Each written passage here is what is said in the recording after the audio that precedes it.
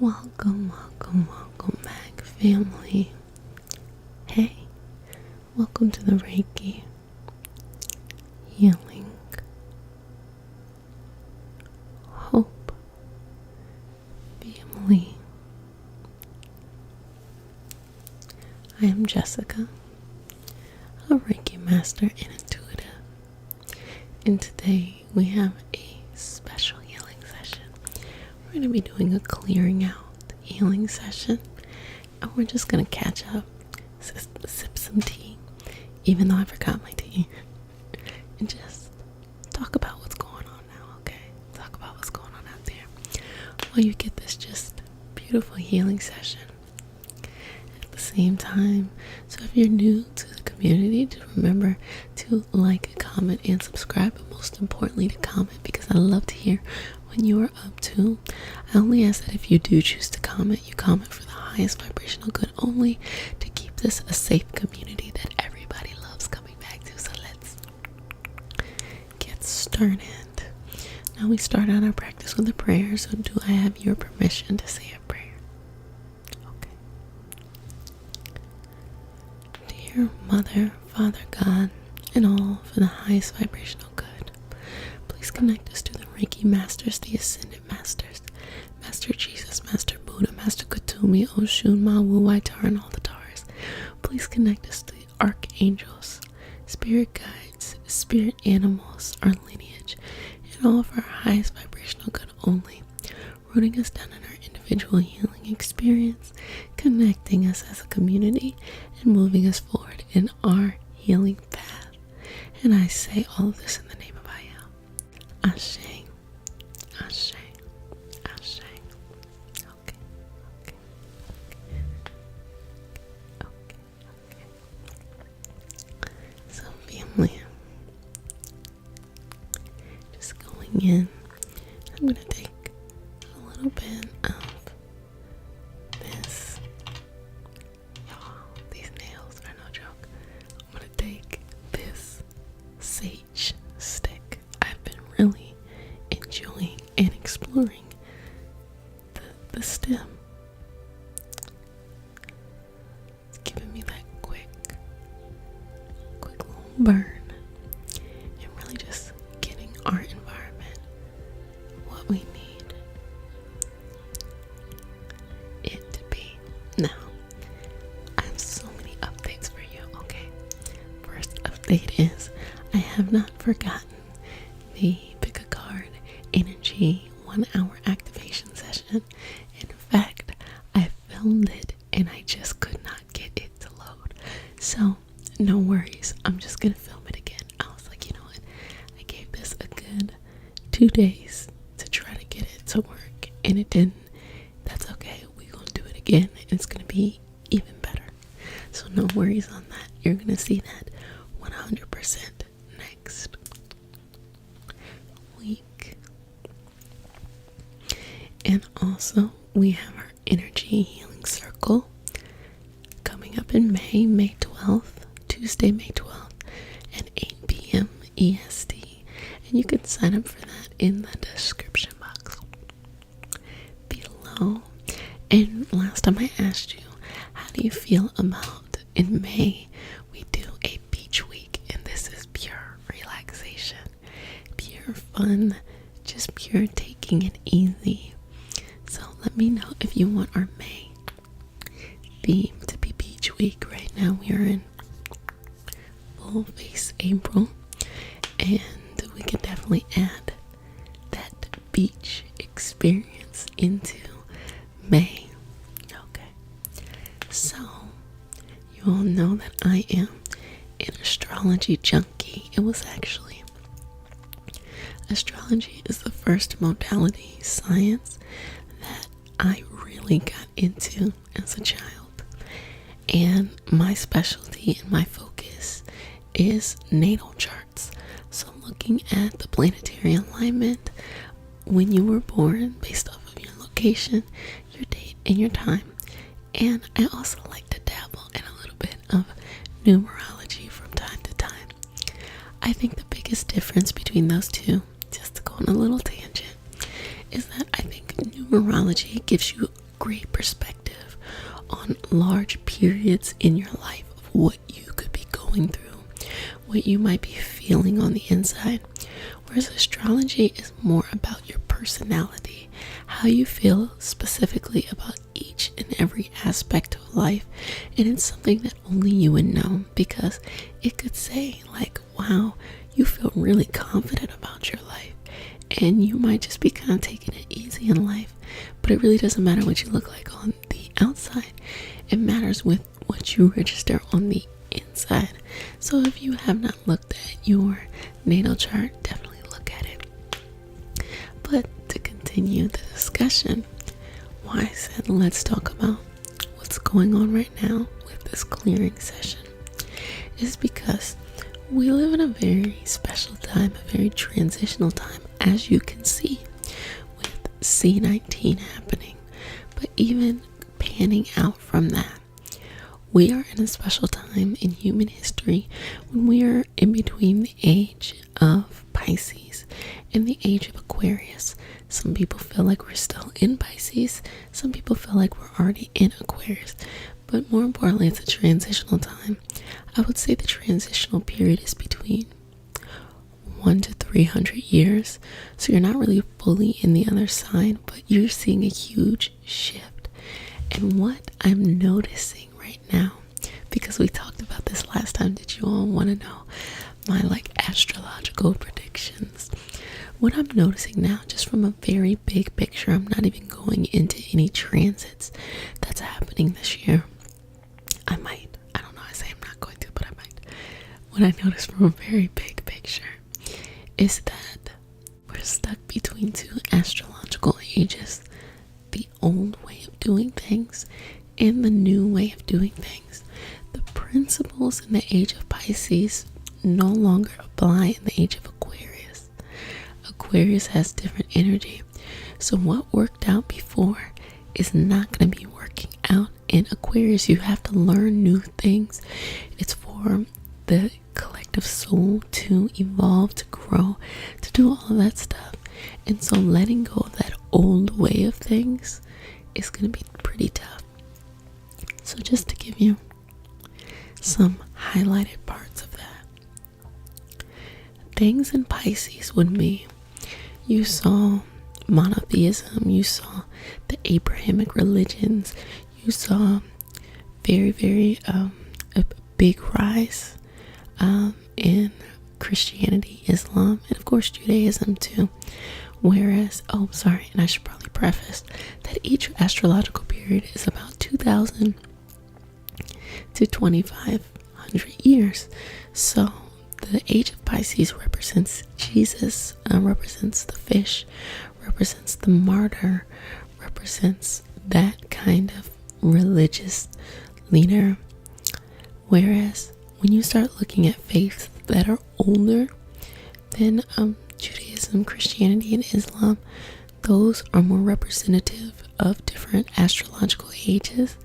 But what you notice is there's those parallel stories that have been happening throughout time. The flood. There's been floods for thousands upon thousands of years, and people capturing that energy. The prophet, like this really connected person who comes and just illuminates the human experience at that time for its greatest healing stories. All of these things, they're just going to continue to be reproduced over time because they're really important for the human experience. But the way that we do it is definitely going to change. So Pisces is all that. So you're probably like, what is Aquarius? Where Pisces was about religion, about belief, specifically religious belief in your deepest belief in the unconscious. What do you feel from your core that you may not even be conscious about? The unseen, the veil. While that was Pisces, Aquarius is more of the humanitarian.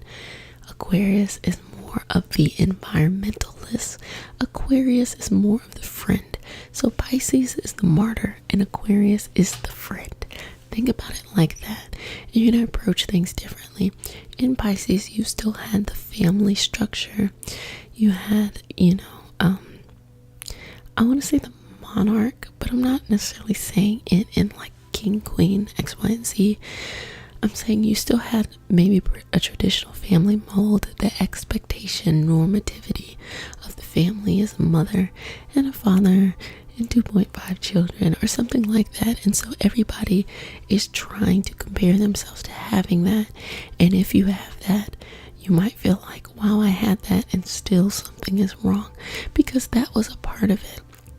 That structure of having a family and, having a lot of kids made sense. If you had a farm and labor was free, you wanted to have a lot of kids. I definitely felt that from my grandma, who grew up in North Carolina, and she was like one of like 8 or 9 siblings, and it made sense. You had all those kids back then because you had farms, you had stuff like that. Now it's more of like you have less kids because they're very expensive. And we're less connected, like we're less of a unit, a multi generational households. There's plenty of houses that still have it, but more of less of a multi-generational household. So you definitely are having to take care of your own kids. And I mean, I know that from my own experience. You all know about my sister Repocus, and when she had kids, I was definitely there. I was like 11 or 12 taking care of babies. So it definitely was a different experience than how things are now, and how when I have children things will be. So there's that experience and that focus on it. Aquarius transforms things. Aquarius is lighter. Aquarius is electricity. Where Pisces was water, Pisces was the fish, Aquarius is electricity. And so we're going to see a rise in renewable resources. We're going to see a rise in environmentalism. We're also going to see a rise in individuality. So to bring it all back to why this applies now, this is a cocooning period. Things like C19 happen from an energetic perspective, as hard as it is. And thank you to essential workers who are holding us down right now. We deeply appreciate you.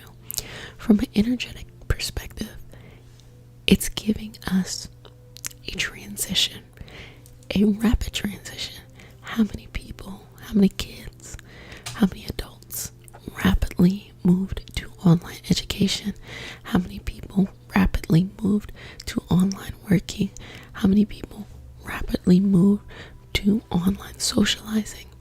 It is showing us how the future will be for this period of time that's forcing us to stay indoors. You're going to realize that you have more freedom for those who went to college, or those who, I'm going to say, went away to college, or those who just had periods in their lives where they were separated from, their original family structure. What do you notice? Once you leave your original family structure, you have all of this time, on your hands. Like, what are you going to do with it? And you might be thinking about, how things were in the past, or how you thought you were going to make this period, instead of just experiencing it. So you have a lot more free time. You don't have a commute time if you're not an essential employee. If you are, thank you. Hopefully there is less traffic out there, and to stay as safe as possible. But there's not as much of a commute. You have things around you. You're always in front of people all the time, whomever live with you, or if you live on your own, you have that space for yourself, and you get to navigate it in a new way. And yes, you can still go out in the world. You can ride a bike.